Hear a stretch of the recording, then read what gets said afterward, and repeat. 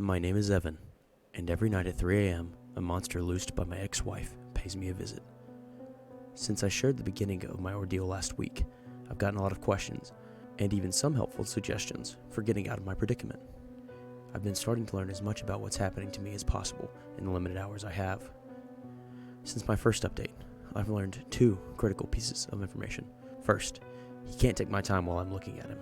Last Thursday night, or I guess early Friday morning, I woke to the familiar pale face at the foot of my bed, staring and waiting for me to blink so it could steal my hours. Then a thought occurred to me.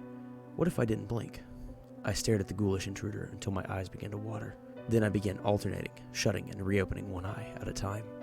The expression on G's face went from curiosity to anger. He scowled, eyes widening into black pools. The shadows in the dark corners of my room grew and spread. Soon, the only thing I could see beyond my bed was that hideous, sneering face. The creature clamped its cold, fibrous hands around my throat and squeezed. I reached up to try and pry the fingers away from my skin, only to find myself grasping at air. "Sleep," commanded a distorted, primal voice from the back of my mind. Before I shut my eyes, I stole a glance at my alarm clock. 3:03. I managed to saw G for a few minutes. I woke to the buzzing of my alarm and a painful feeling in my throat. I went to splash some cold water on my face and found angry, bluish bruising already starting to appear on my neck. Ow! The skin felt tender to the touch. There goes my nightmare theory. Second, and perhaps more importantly, I've also learned what actually happens to me during the missing hours, at least from the outside perspective. I thought I was scared to sleep before. Now I'm petrified. Scared the shit out of my friend Jacob too. His flight back home was cancelled, forcing him to rebook from Friday night to Saturday afternoon. I offered to feed his dogs, spend the night and keep an eye on the place. Deal was a win-win for me. Helping a friend, getting out of my dumpster of an apartment for a few days, and the chance to actually see what happens during the weekend. Jacob has cameras all over the place to check up on his dogs. I figured if I crashed on his couch, I'd be in plain view of the security system. There were a few theories I wanted to test. Firstly, was my haunting somehow tied to my apartment? Sure, as far as I knew, G was a supernatural entity, but could he track me to different addresses? If he could, would he show up on camera? I headed to Jacob's first thing after my Friday shift. His career as a lawyer had always been slow to take off, but paid extremely well.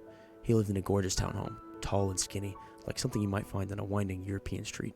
I walked his pair of German shepherds around the block beneath the warm yellow street lamps, willow trees, and Spanish moss. I fed them, ordered myself takeout, fell asleep watching reruns on the living room couch. When I first opened my eyes, I spotted Jacob a couple seconds before he saw me. He tapped his fingers on the countertop, watching the coffee maker fill his travel mug. Messenger bag already hung on his shoulder. It was Monday, and he was running late to work. One of the dogs leapt on top of me, tail wagging. "Maisie, get down," Jacob called from the kitchen. He started walking over. "You know you're not allowed on the..." His coffee cup clattered to the floor. "Evan, you're still here? Scared the shit out of me, man. I've been home for 2 days." I clambered to my feet. "Jacob, I know you've been a mess since the divorce, but this is not cool. What the hell are you doing?" There was no way I could make him believe me on my word alone. I had to get him to check the security feed, as much to save one of my few remaining friendships as to satisfy my own curiosity. "You don't understand, man. I went to sleep right there, Friday night. I haven't moved since," I said. "Something is happening to me. Sleepwalking or something. I'm not getting rest. Look, no, really, look at me. I don't think I've slept in a week." Jacob tilted his head and looked me up and down, like he was trying to figure out whether it was all some prank. "You look like shit." "Yeah, and feel 10 times worse. I'm sorry you got raked over the coals in divorce court, but Emma and Vicky are still tight. I don't want to get dragged into this." I took one step closer. "I'm not trying to drag you into anything. Would you please check your security footage? Let me prove I'm not lying to you." Jacob sighed.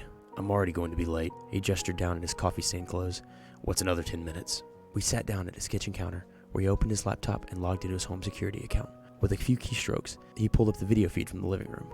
"All right, what do you want me to look at?" I squinted at the computer screen. "I finished dinner and went to crouch on your couch a little after 10. Maybe start there?" "Wait, you stayed here?" "Yeah, that's what I'm trying to tell you."